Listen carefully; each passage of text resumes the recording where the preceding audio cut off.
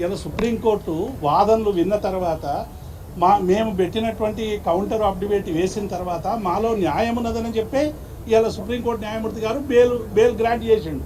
ఈ bail grant చేసినటువంటి సందర్భంలో దీన్ని తప్పుపడితే డెఫినెట్గా మహేష్ గౌడ్ గారు కంటెంప్ట్ ఆఫ్ కోర్టుకు పోవాల్సినటువంటి అవసరం ఉంటుంది. సుప్రీంకోర్టు తీర్పునే తప్పుపట్టే స్థాయికి ఇలా కాంగ్రెస్ నాయకులు వచ్చారంటే వాళ్ళ ఫ్రస్ట్రేషన్ ఎంత ఉందో అర్థమవుతా ఉంది.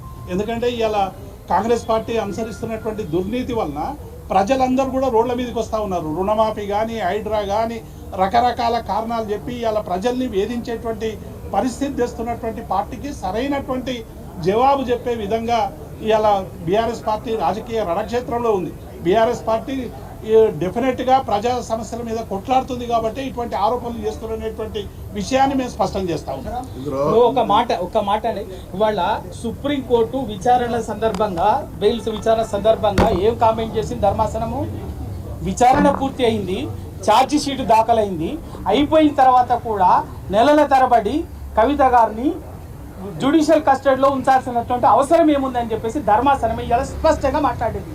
కాంగ్రెస్ నాయకులకు బుద్ధి జ్ఞానం ఉంటే విజ్ఞత ఉంటే ఆ కామెంట్లు చేసే ముందు ధర్మాసనం ఏం చెప్పిందో అక్కడ అర్థం చేసుకోవాలి. అంటే ధర్మాసనమే కోర్టే ఆ విధంగా మాట్లాడిందంటే ఎంత రాజకీయ కక్షతోటో కుట్రపూరితంగానో ఆ కేసు పట్ల వ్యవహరించునన్నది వాళ్ళు అర్థం చేసుకోవాలి.